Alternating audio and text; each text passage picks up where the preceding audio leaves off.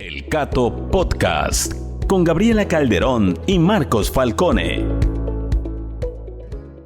Hola a todos, soy Gabriela Calderón y vamos a comenzar con una nueva edición del Cato Podcast. Hoy está con nosotros Ian Vázquez, vicepresidente para Estudios Internacionales del Instituto Cato, Marcos Falcone, mi colega que es analista de políticas públicas también en el Instituto Cato, y tenemos el honor de tener con nosotros hoy a un invitado muy especial. Yamil Mahuad, quien fue presidente del Ecuador entre 1998 y el 2000. Hacia fines de su mandato, Yamil anunció la dolarización formal de la economía el 9 de enero del 2000, en medio de una gravísima crisis económica que atravesaba el país.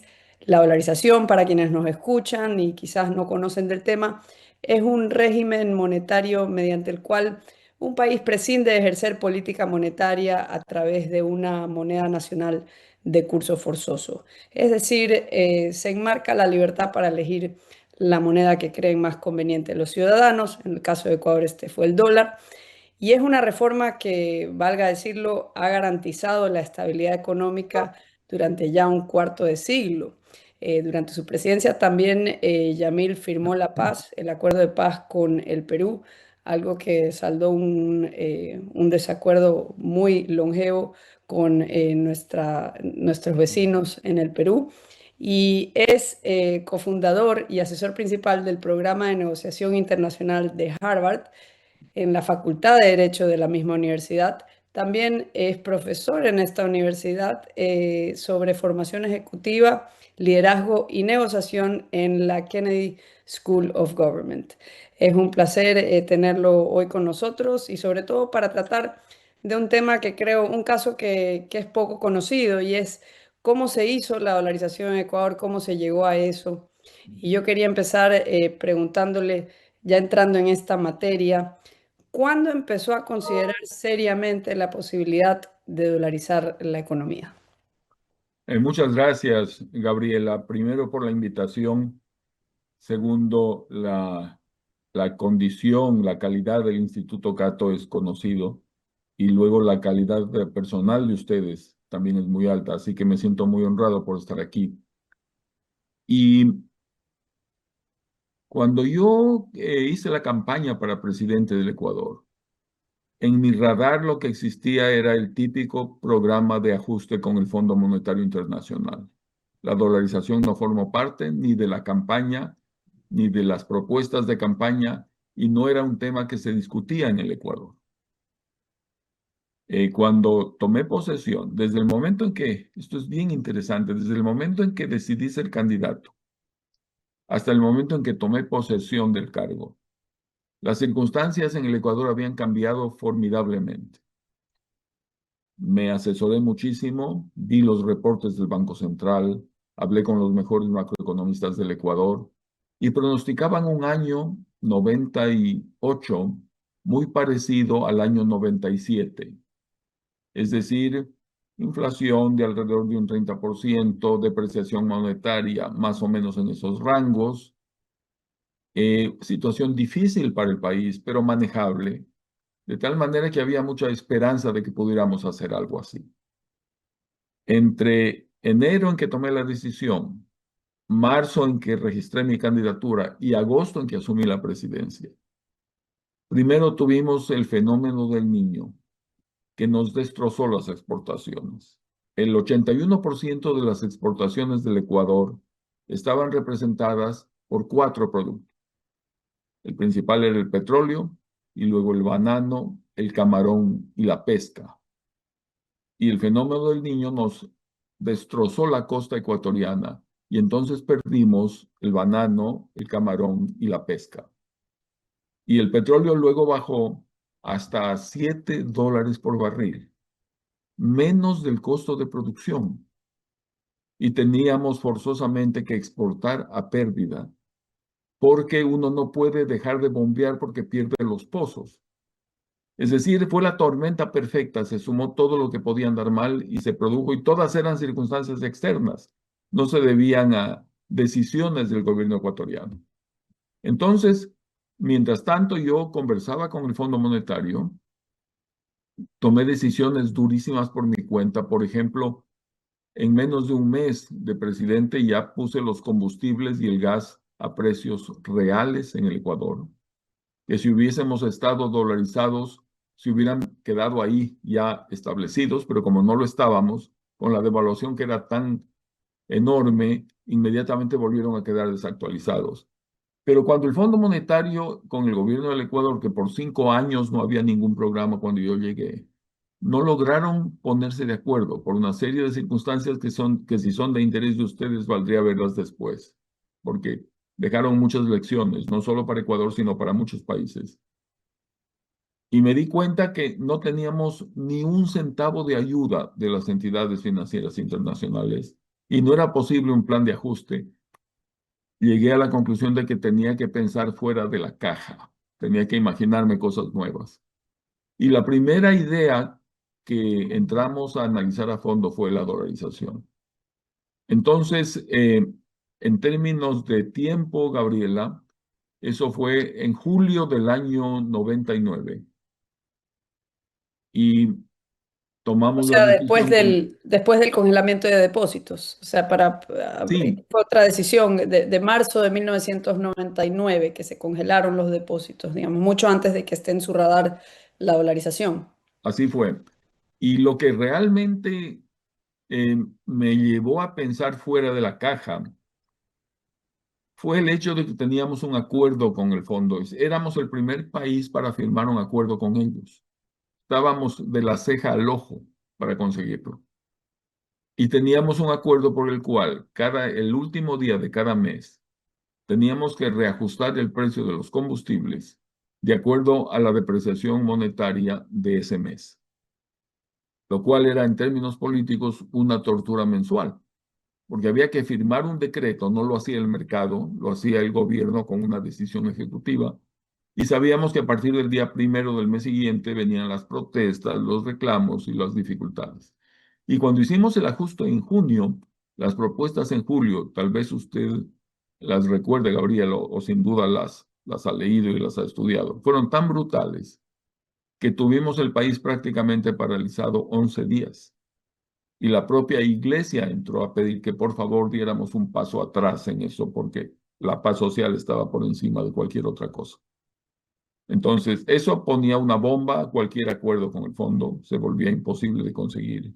Y entonces abrimos esta etapa de una nueva alternativa que fue la dolarización y que gracias a Dios terminó fructificando.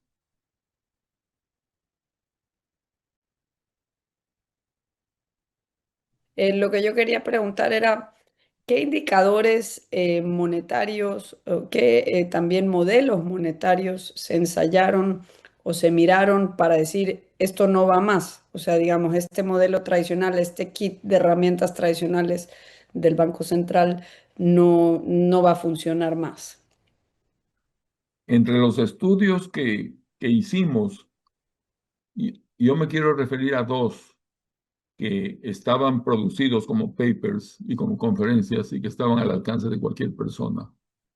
Una fue una conferencia que dio Jeffrey Frankel, que era el jefe del equipo de asesores económicos del presidente Clinton, y lo dio en el Fondo Monetario, más o menos por mediados de 1999.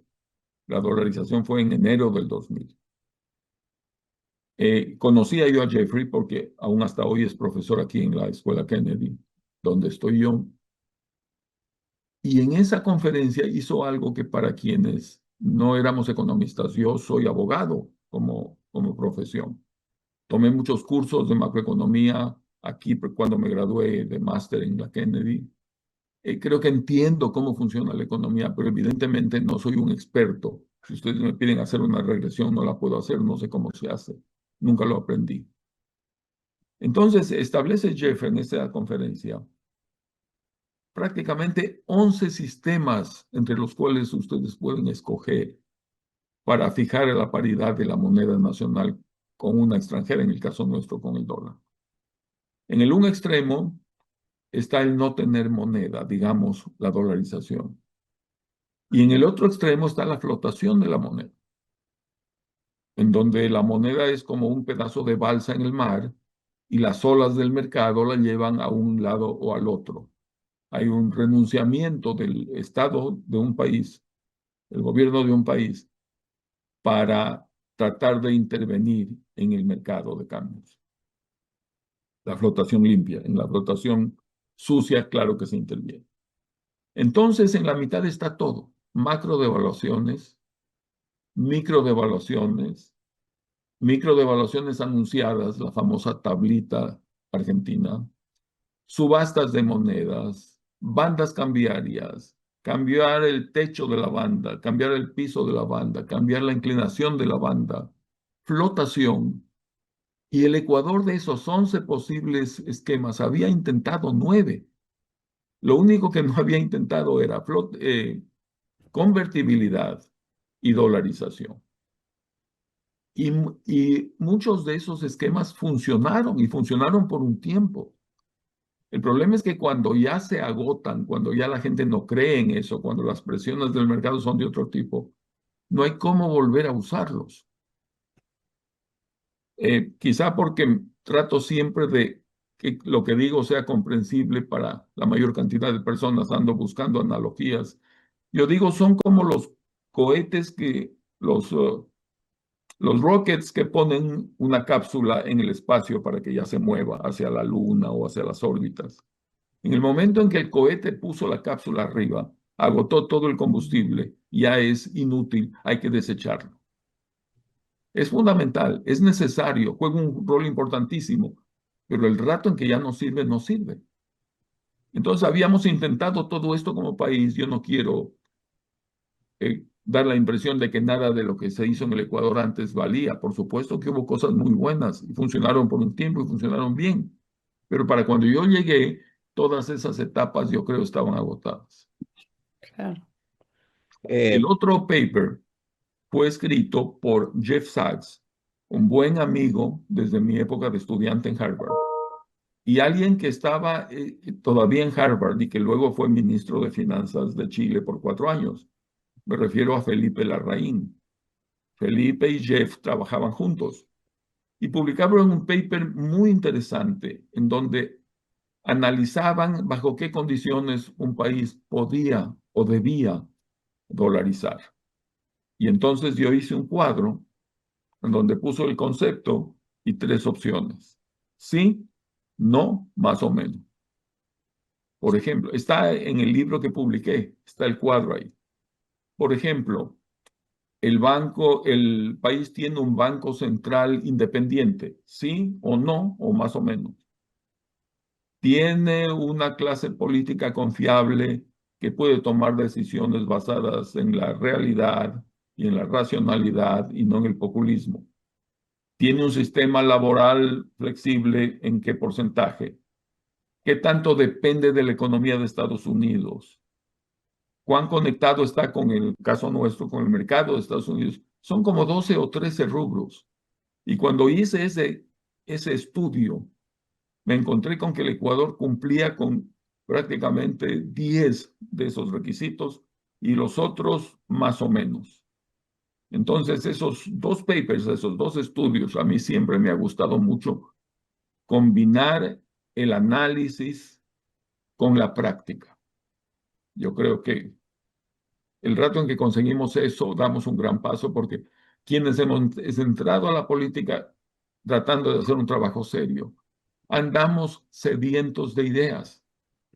Nos encanta que alguien venga y nos diga, miren lo que se puede hacer, miren, este señor acaba de descubrir esto, acaba de publicar esto.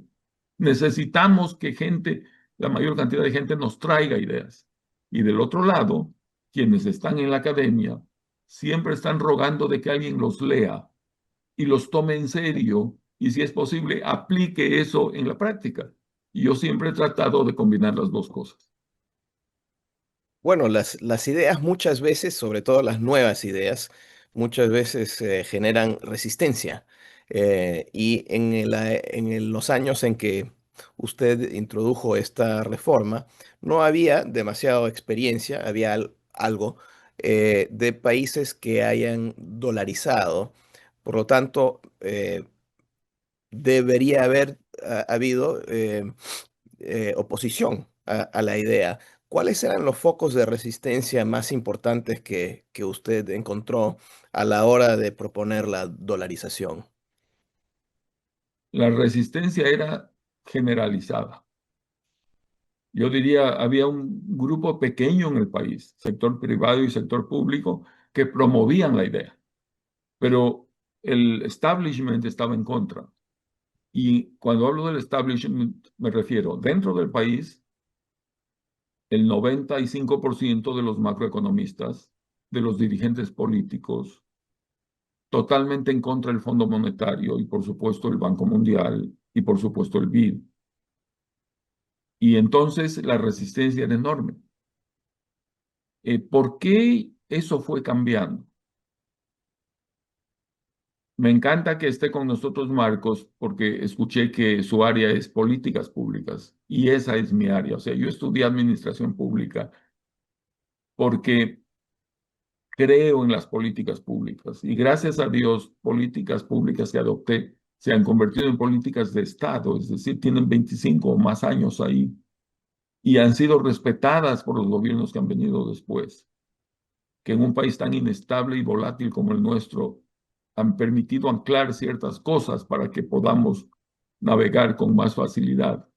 Entonces, de mi experiencia de alcalde de Quito, fui 6 años alcalde antes de ser presidente. Y yo había visto que una política pública, para ser exitosa, es una mesa de 3 patas. Necesita una pata técnica, hay que hacer los deberes. En el caso de la paz con el Perú, era el ministro de Relaciones Exteriores y el ministro de Defensa.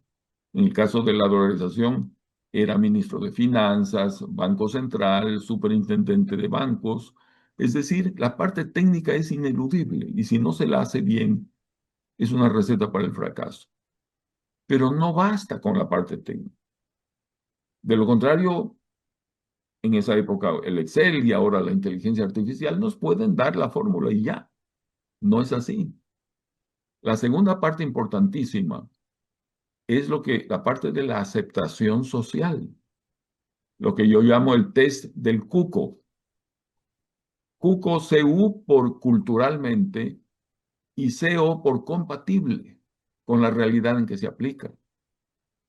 La gente, para que una política pública sea estable, tiene que remar a favor de lo que se está decidiendo. Si uno va en contra, es como enfrentarse a un tsunami.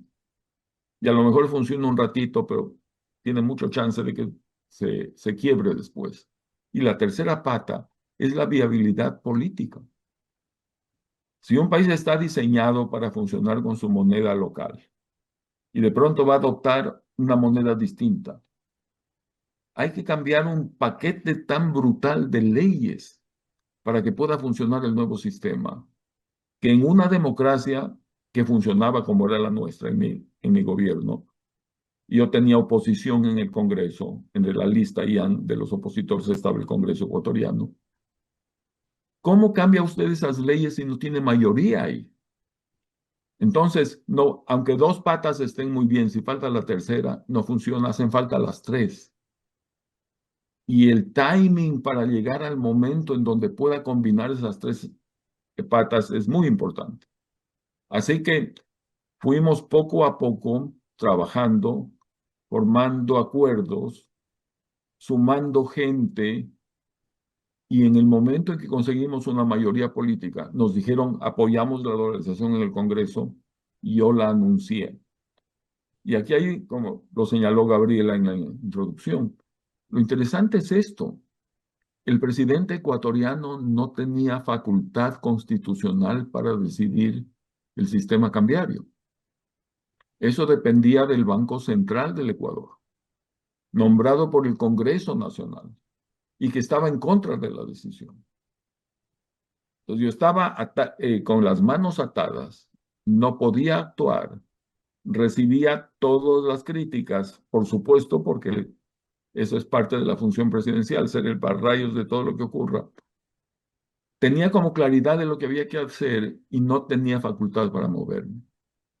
El rato en que me dijeron, apoyamos en el Congreso la dolarización, yo anuncié que dolarizábamos el Ecuador y le dije al Banco Central, Si no están de acuerdo, renuncien para poner gente que sí esté de acuerdo.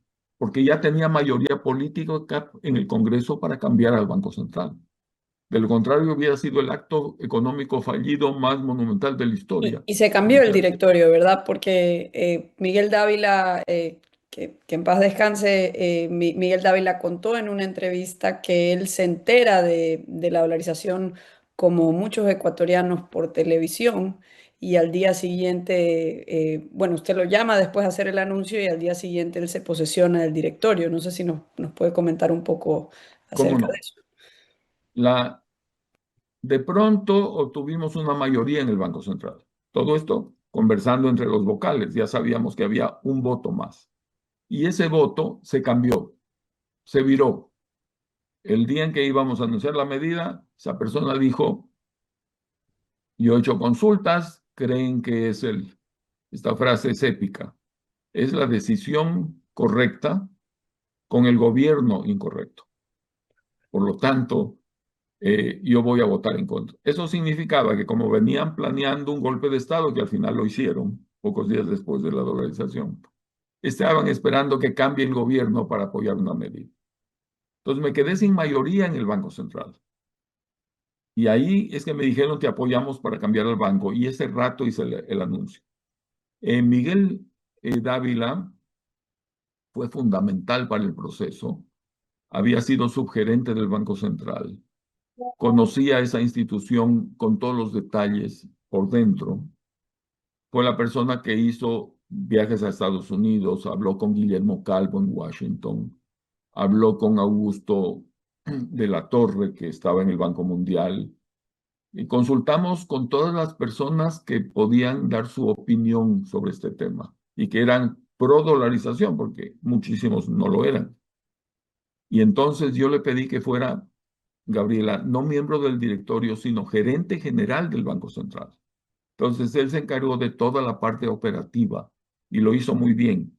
Si hay interés, podemos comentar eso después. Pero así fue. Es decir, hay momentos en la vida en que uno tiene que jugarse. Y eso lo hice y gracias a Dios salió bien. ¿Se imaginan ustedes lo que hubiera pasado conmigo si no salía bien? Tomé todas las precauciones, traté de hacer las cosas de la mejor manera posible, pero siempre hay riesgos y peor con una opinión tan contraria. Hoy, durante tantos años, la dolarización todavía tiene 95% de apoyo de la gente en el Ecuador, una cosa inaudita, pero eso no estaba garantizado el primer día.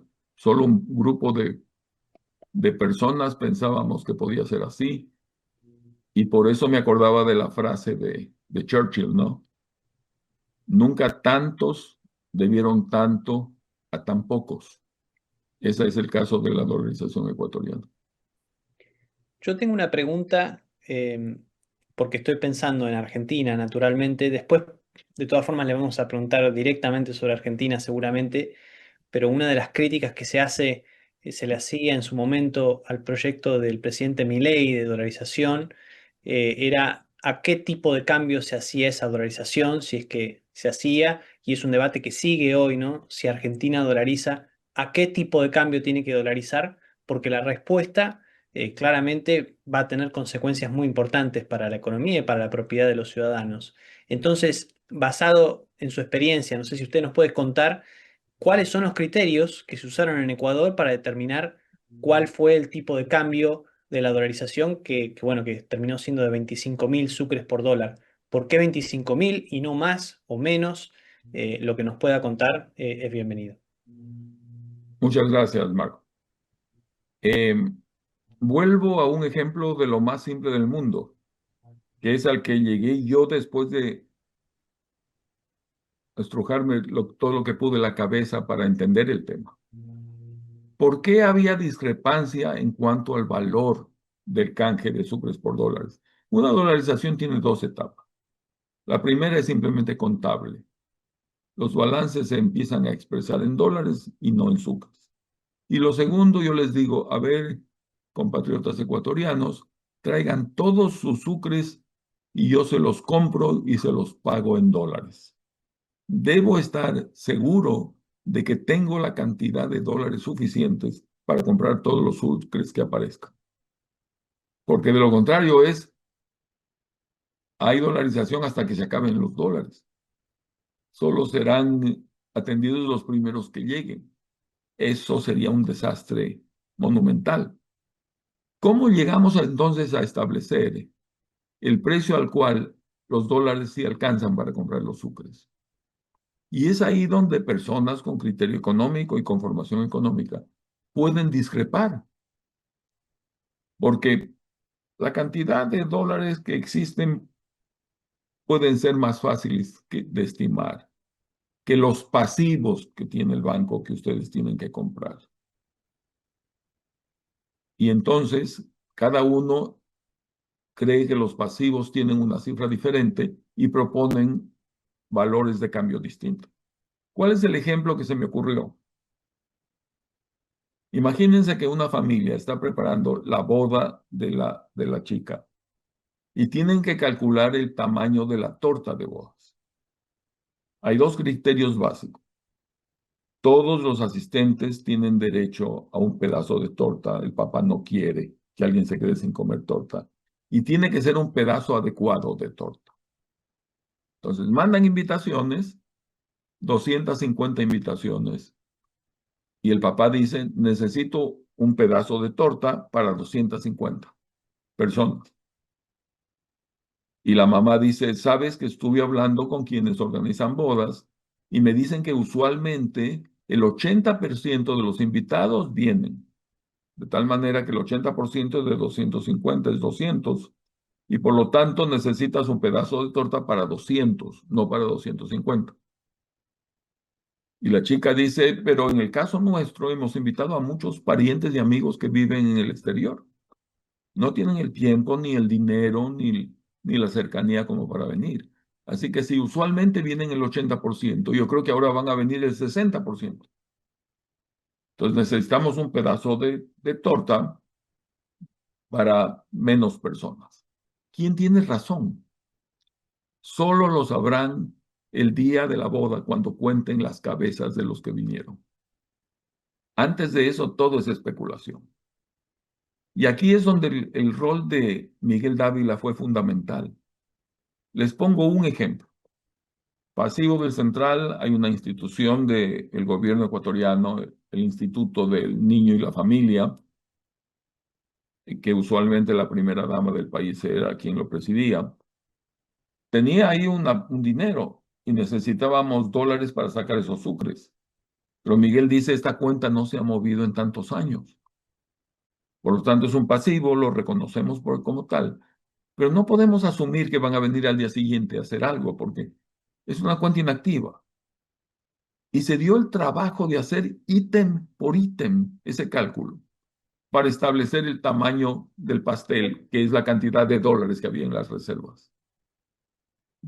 Y entonces llegamos a 25,000 sucres por dólar. Y cuando terminamos el canje, que tomó 9 meses, y el canje físico, nos quedó una cantidad diminuta de dólares en el Banco Central. Es decir, casi agotamos toda la reserva. Si lo hubiéramos hecho a menos de 25,000, no nos hubiera alcanzado. Si lo hubiéramos hecho a más de 25,000, ya el dólar estaba a 28,000 en el mercado el día en que anuncié la dolarización. Ya había subido de 25. Si lo hacíamos a más, nos hubieran sobrado dólares en el Banco Central. Entonces, las mejores cabezas, haciendo los mejores cálculos, con el mayor patriotismo, no es que sean corruptos ni dañados, no, no. Pensando de la mejor manera posible, llegaban a conclusiones distintas. Y yo me fui por la idea de 25,000, que después el Banco Central la ratificó al día siguiente, y fue la adecuada porque salimos con las justas. Hay una parte que es la gran mayoría de la dolarización de la economía que se hace, como usted explica, de manera contable. Pero hay otra parte que es el canje físico de billetes y monedas, que estamos hablando que en enero del 2000 había un uso mucho mayor del efectivo sobre todo en áreas rurales del país. Y esto también pues se decía que iba a ser una dificultad. ¿Cómo se implementó el traslado de todos estos billetes y monedas? ¿Cómo se implementó eso rápidamente y aparentemente sin exabruptos alrededor del país, sobre todo en las zonas más remotas? Permítame ponerle, Gabriela, un antecedente de cuando era alcalde de Quito. El gobierno ecuatoriano del presidente Durán Ballén invitó a una misión de la Universidad de Chicago, porque en esa época estaba de moda hacer mapas de pobreza. Y entonces los contacté, éramos partidos políticos diferentes, el del presidente y el mío, había una buena relación, pero éramos diferentes. Contacté a la misión y le dije, yo quisiera hacer un mapa de Quito. Soy alcalde de Quito, quiero un mapa de la pobreza de Quito para llegar de manera más eficiente con los servicios y con los recursos. Me dijeron, se puede hacer. Dije, ¿cuánto tiempo? Me dijeron 2 años. Les dije que me faltan 2 años de gestión. Si nos demoramos 2 años en hacer el plan, primero es posible que yo ya no esté. Normalmente en política quien viene después no mira con agrado simplemente continuar lo que empezó el anterior. No, no nos va a funcionar. Y cuando corté los subsidios y los puse a precio real, que les comentaba hace un momento, y yo me había prometido a mí mismo que jamás haría eso sin hacer al mismo tiempo una compensación para la gente más pobre que sufría por el ajuste. Yo estaba harto de que para cualquier ajuste económico anterior, la parte económica estaba calculada con centavos en cada uno de los rubros. Y cuando se decía, yo no estaba en el gobierno, estaba en la alcaldía, pero cuando decía, ¿y el impacto social? No, pues es que hay que pensar en medidas de compensación. O sea, lo económico totalmente destilado al centavo. Y en lo social hay unas ideas de a ver cómo compensamos, porque sí van a sufrir un poco. Yo dije, yo jamás haré eso, el rato en que ajusto compenso. Me parecía una necesidad moral de actuar así. Y entonces veníamos preparando un bono que consistía en una transferencia directa de dinero a la gente más pobre del país. Y como hubo que cortar los subsidios de manera abrupta, por razones económicas que no tenemos tiempo de analizar, y por una decisión del Banco Central Independiente, que lo puso al gobierno entre la espada y la pared, porque la decisión estaba tomada y teníamos que actuar, y nos aumentaba el déficit, y con eso se complicaba el acuerdo con el fondo, en la época en que buscábamos eso. Lo lanzamos al proyecto. ¿Cómo encontramos a las personas más pobres para darles el apoyo? La idea fue formidable. Dijimos que se registren en las parroquias religiosas, que venga la madre, definimos que la beneficiaria fuera la madre, no el padre, la madre es más responsable, que tuviera por lo menos un hijo o una hija de menos de 18 años. Entonces se presenta donde el sacerdote, o en una iglesia evangélica, porque después se sumaron todas, declara eso bajo juramento y muestra 2 documentos, el de ella y la cédula de identidad o la partida de nacimiento del hijo. Pueden mentir, por supuesto, pero ahí viene el test del cuco, la compatibilidad cultural.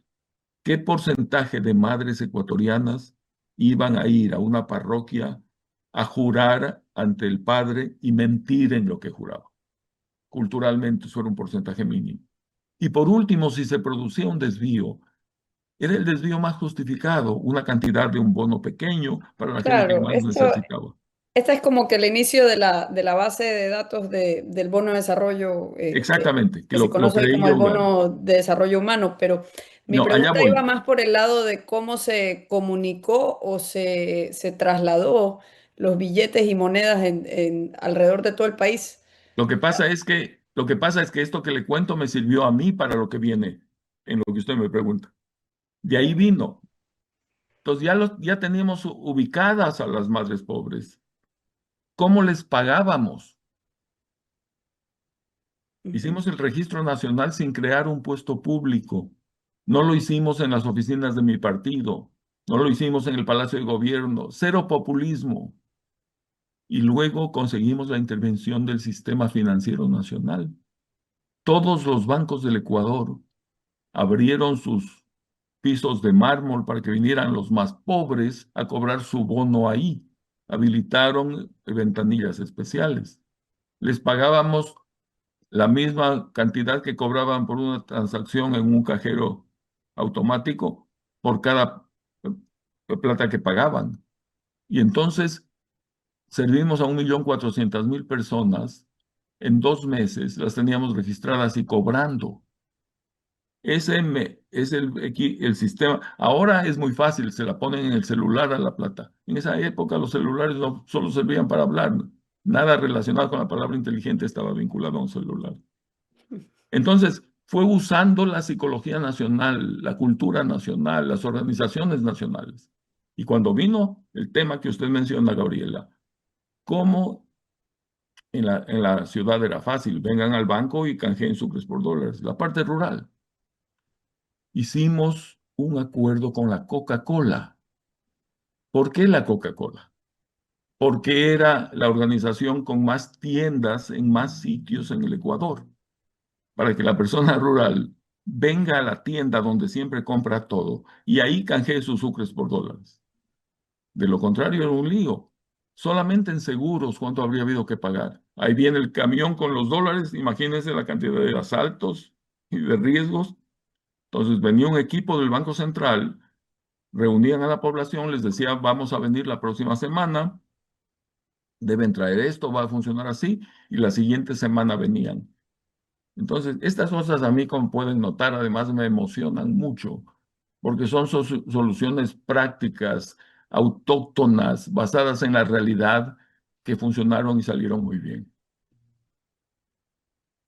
Claro, y de ahí, ¿cómo es que se recupera la confianza en el sistema bancario? Porque hay gente que piensa que es necesario algo como un congelamiento de depósitos para dolarizar y el comentario aquí en nuestro país se asocia el congelamiento de depósitos con la dolarización, lo cual es un error porque cuando se realiza el congelamiento de depósitos no estaba en el radar la dolarización, pero sí se hizo el congelamiento de depósitos, lo cual es un antes y un después. Yo creo que después del marzo del 99 nunca fue igual la imagen de la banca y los banqueros para el ecuatoriano promedio.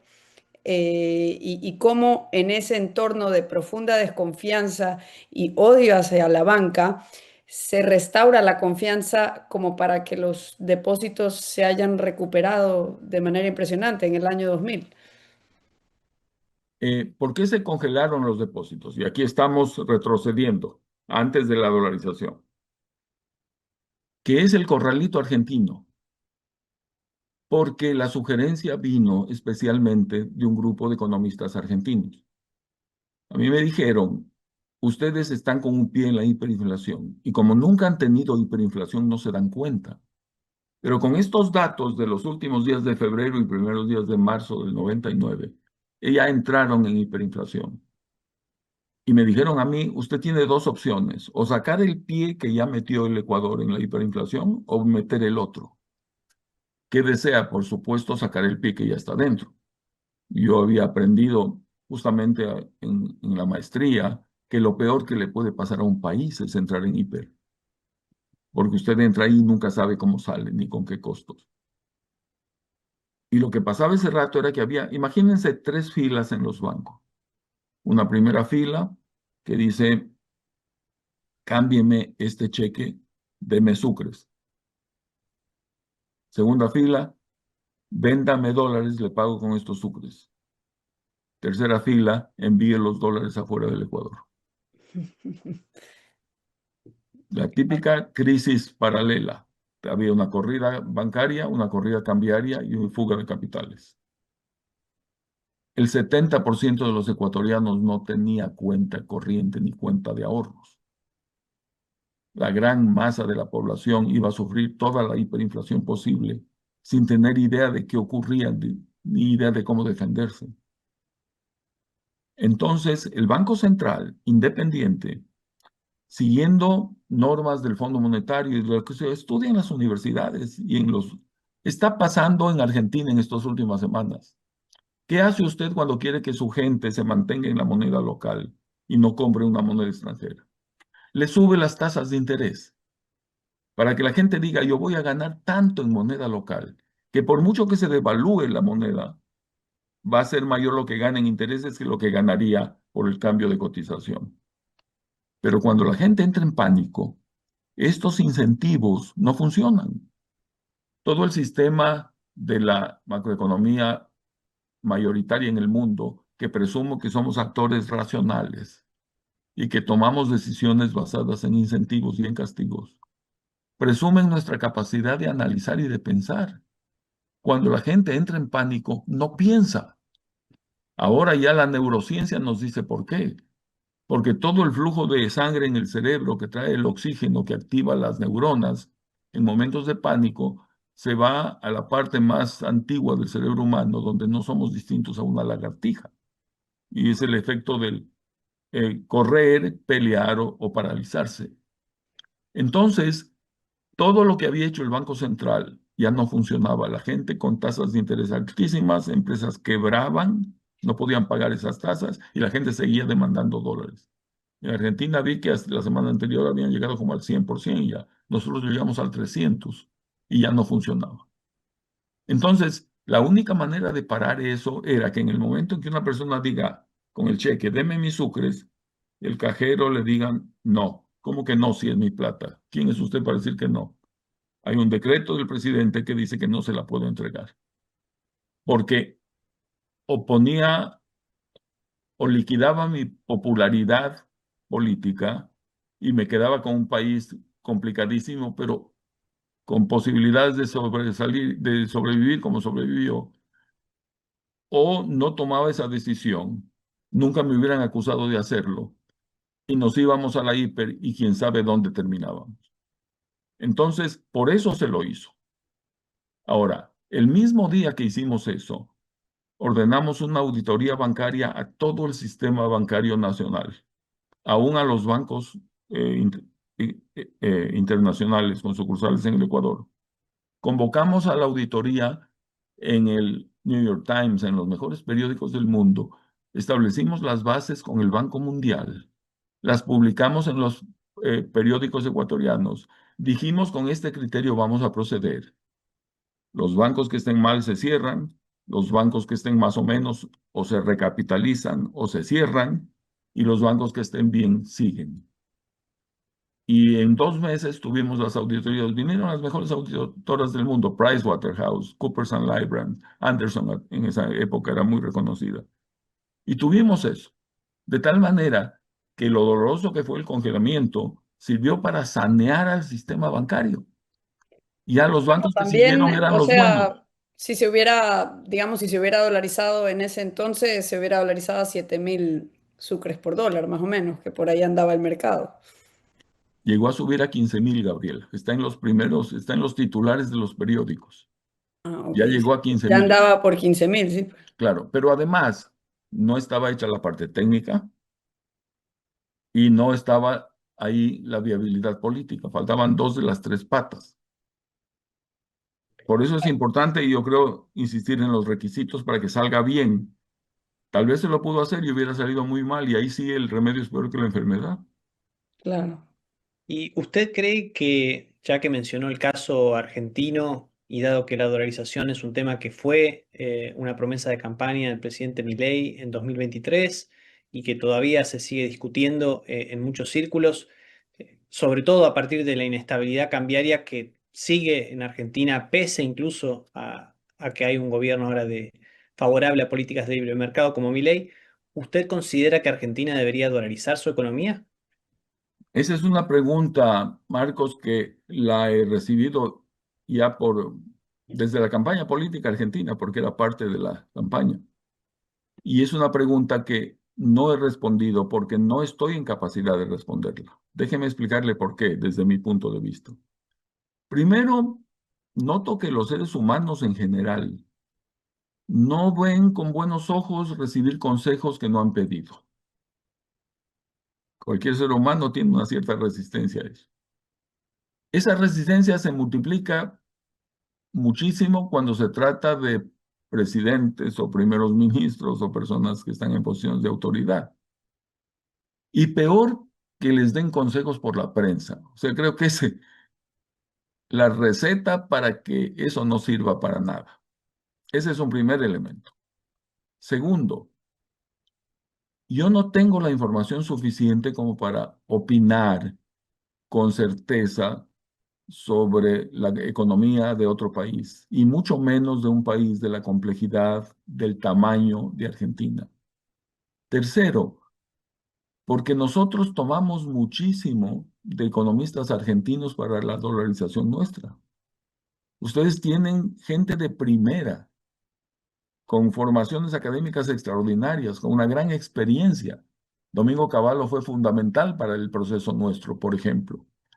De tal manera que tienen suficiente conocimiento académico y de su país dentro del país. Entonces, yo lo único que sí puedo decir, Marcos, y en esto sí me gusta repetirlo, yo defiendo el proceso, yo recomiendo el proceso, yo recomiendo para cualquier política pública, y la dolarización es una de ellas, que tenga las tres patas: la económica, la social y la política. Y si eso no hay, no debe hacérselo porque va a salir mal. Pero le corresponde a la gente en Argentina definir en qué situación están, si la parte técnica está. Déjeme ponerle el ejemplo de lo técnico. Yo he visto que se hacían en Argentina o se hacen la misma pregunta que se hacía en el Ecuador. La primera pregunta ¿es o no conveniente para el país? Si la respuesta es sí, entonces, ¿es posible hacerla? Y ahí en el caso ecuatoriano eran las reservas. ¿Tenemos o no los dólares para hacerlo? Y luego viene a establecer el tipo de cambio. Es como una suma de decisiones en cascada. Parte de lo general es conveniente, luego si es posible, cómo es posible, a cuánto sería posible, de qué manera sería posible. Esa es la parte, pero esa es la parte técnica. Y luego, ¿qué pasa con lo político? ¿Habrá un acuerdo? Y yo estoy seguro, porque ya lo he visto en Argentina, igual que lo veía en el Ecuador, que la parte social está lista. Cuando la población de un país, el rato en que recibe la moneda local, corre a comprar moneda extranjera, la aceptación social está garantizada. Se refugia en el dólar o en el euro, en lo que sea. Entonces, creo que esa sería mi respuesta, Marcos. No, me gusta contestar con mucha franqueza y lo he hecho en este caso también, pero yo no puedo decir qué hay que hacer ahí.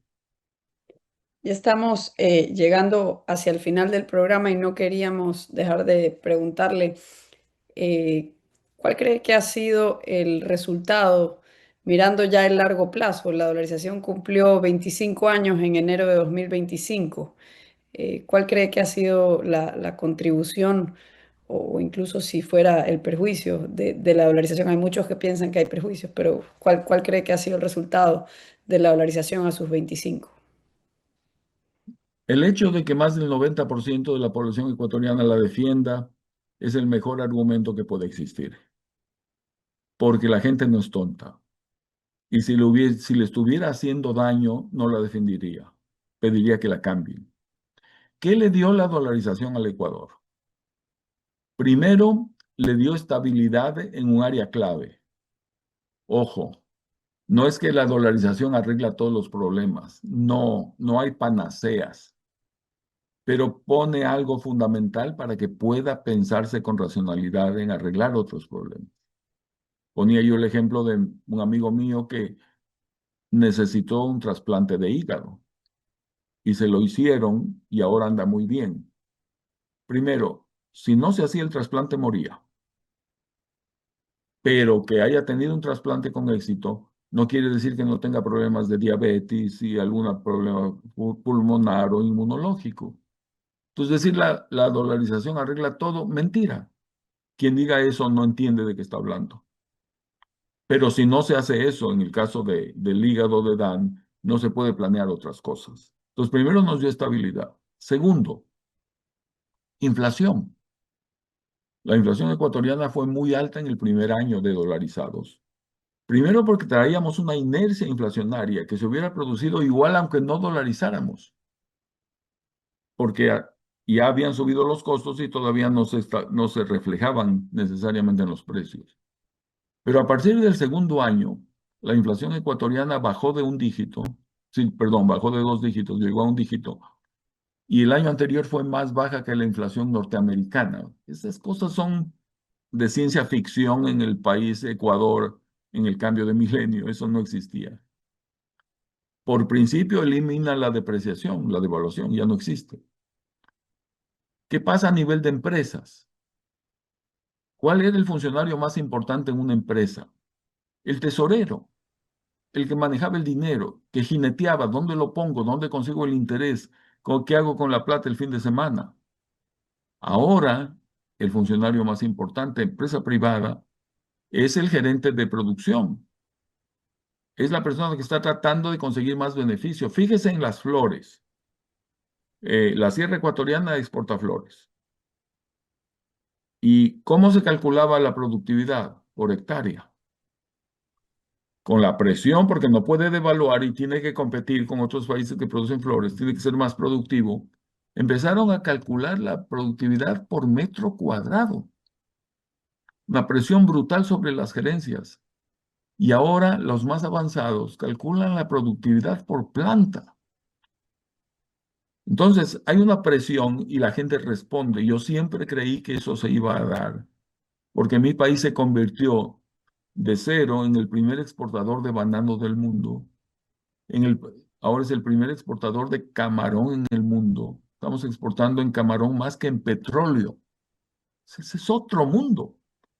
Es decir, hay capacidad local para reaccionar si los incentivos correctos están ahí.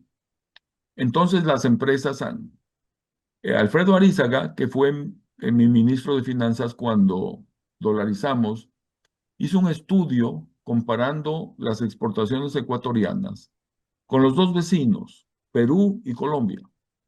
Perú tiene un sistema cambiario muy flexible, utilizan la moneda y la devaluación para promover exportaciones. El sistema peruano es mucho más neutro, se habla mucho de eso en el mundo, ¿para qué lo repito yo? Entonces, intuitivamente, ¿qué exportaciones debieron crecer más?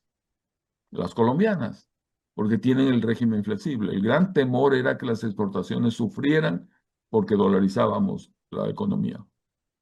Bueno, en la práctica, y lo demuestra ese estudio, si ustedes quitan petróleo, minerales, que más han crecido son las ecuatorianas. Y tenemos un montón de productos de exportación de ahora que no teníamos antes. Entonces, para el sector empresarial, esto ha sido formidable. Ahora, ¿qué pasa con los trabajadores?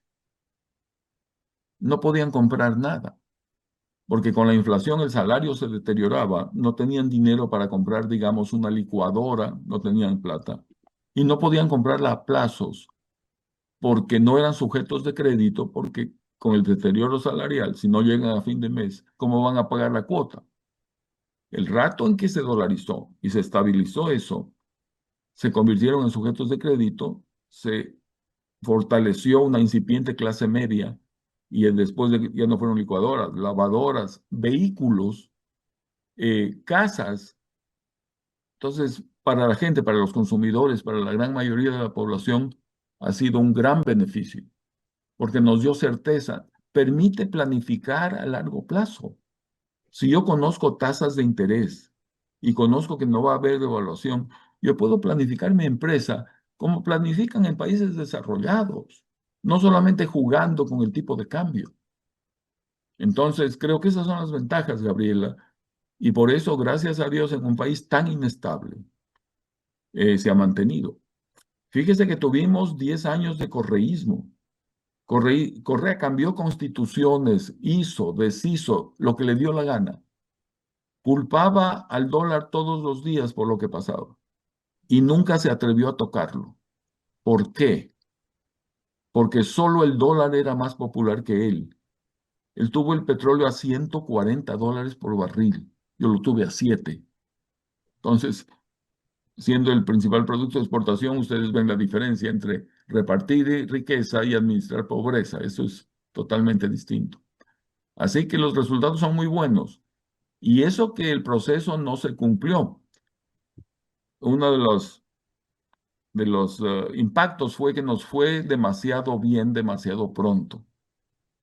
Y entonces cuando las cosas ya empiezan a salir bien, ya la dolarización funciona, no se terminaron todas las reformas que eran necesarias. Una de esas, la reforma laboral. Deberíamos tener un código de trabajo muchísimo más flexible. Pero gracias a Dios anclamos eso y todavía podemos pensar en cómo mejorar a futuro. Claro.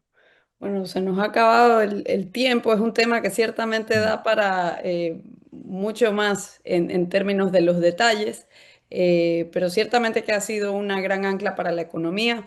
Este ha sido otra edición del Cato Podcast. Estuvo hoy con nosotros Yamil Mawat. Hasta la próxima edición. Muchas gracias. Gracias a ustedes. Muchas gracias. El Cato Podcast con Gabriela Calderón y Marcos Falcone.